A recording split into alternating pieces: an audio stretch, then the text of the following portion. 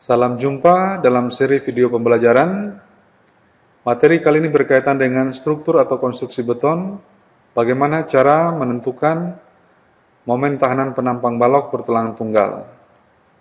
Sebelumnya perlu dipahami apa yang dimaksud dengan balok bertulangan tunggal. Balok bertulangan tunggal adalah balok yang tulangannya hanya ditempatkan pada satu sisi yang menerima gaya tarik. Jadi bukan berarti satu buah tulangan. Perhatikan gambar berikut, sebuah balok dengan tumpuan sederhana. Ketika balok ini menerima beban yang semakin bertambah, maka balok akan berperilaku seperti ini, akan mengalami lendutan dan juga dapat mengalami perubahan bentuk atau deformasi. Pada sisi bawah menerima gaya tarik, sisi atas balok menerima gaya tekan, sehingga tulangan ditempatkan pada sisi bawah yang menerima gaya tarik. Perlu diingat bahwa sifat beton adalah kuat dalam menahan gaya tekan tetapi lemah terhadap gaya tarik. Oleh karena itu, untuk melawan gaya tarik perlu dipasang tulangan. Selanjutnya, pada struktur cantilever, ketika beban yang bekerja semakin bertambah, maka struktur ini akan berperilaku seperti ini, mengalami lendutan dan juga mengalami deformasi. Pada sisi atas balok ini menerima gaya tarik, sisi bawah menerima gaya tekan. Oleh karena itu, pada struktur cantilever, penulangan ditempatkan pada sisi atas. Dengan demikian, penempatan tulangan pada balok bertulangan tunggal dapat ditempatkan di sisi bawah ataupun sisi atas, tergantung daripada jenis struktur dan juga jenis pembebanan. Selanjutnya, untuk dapat menentukan kapasitas penampang, perlu mengetahui gaya-gaya apa saja yang bekerja pada penampang dengan menganalisa potongan melintang dari balok. Terdapat beberapa parameter. B merupakan lebar penampang balok, H merupakan tinggi balok, D merupakan tinggi efektif balok yang merupakan jarak dari sisi tertekan sampai dengan titik berat tulangan. Kemudian AS merupakan luas tulangan tarik, C merupakan jarak garis netral diukur dari tepi serat tertekan. Kemudian ada epsilon C, ini merupakan regangan tepi serat beton tertekan. Kemudian ada regangan pada tulangan baja yang tertarik, epsilon S. Kemudian F aksen C merupakan kuat tekan beton dengan satuan megapascal atau Newton per milimeter persegi. Fs merupakan tegangan pada tulangan baja yang tertarik, kemudian Fy merupakan tegangan lele tulangan tarik. Perhatikan gambar ini. Pada gambar ini terdapat gaya tekan atau compression, ini Cc, kemudian ada gaya tarik atau tension. Untuk blok tegangan ini parabola, sehingga dalam perhitungan akan mengalami kesulitan, sehingga untuk memudahkan dalam perhitungan, bentuk ini disederhanakan oleh Whitney menjadi bentuk yang persegi seperti ini. Ini merupakan lebar atau 0,85 efisiensi, tinggi blok tegangan A sama dengan beta 1 dikalikan C, yang mana beta 1 sangat dipengaruhi oleh mutu beton. Kemudian jarak antara gaya tekan dan gaya tarik ini sama dengan D dikurangi A per 2, yang juga merupakan lengan momen.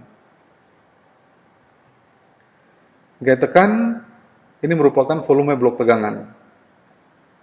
Cc sama dengan 0,85 F aksen C dikalikan A dikalikan B, dapat dilihat pada gambar ini. Ini merupakan tinggi blok tegangan, ini lebar penampang, kemudian ini merupakan nilai dari 0,85 F aksen C, sehingga gaya tekan ini merupakan volume dari blok tegangan. Volume sama dengan panjang dikalikan lebar dikalikan tinggi. Selanjutnya, kita dapat menentukan gaya tarik.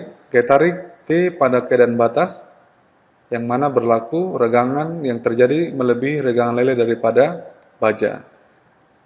Sehingga kita gunakan rumus atau persamaan TS sama dengan AS dikalikan FY. Apabila regangan yang terjadi masih lebih kecil daripada regangan lele, maka kita menggunakan nilai Fs. Selanjutnya, untuk keseimbangan gaya dalam, maka gaya tekan harus sama dengan gaya tarik.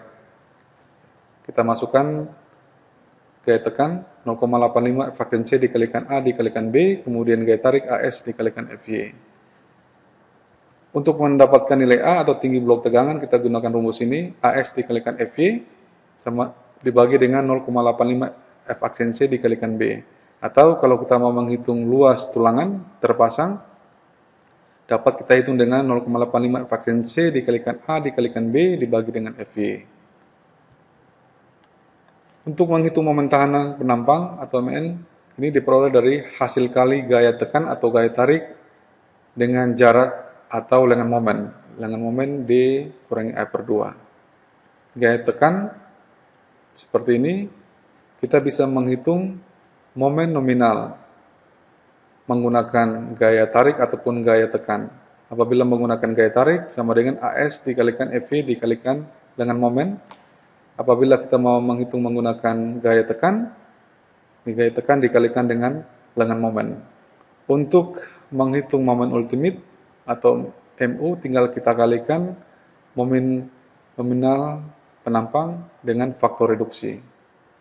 Berikut ini merupakan contoh soal. Diketahui sebuah penampang balok bertulangan tunggal dengan lebar penampang 200 mm, kemudian tinggi efektif 260 mm. Tulangan terpasang diameter 16 berjumlah 3, mutu beton 25 MPa dan mutu baja 400 MPa. Pertanyaannya adalah, hitunglah kapasitas penampang balok tersebut.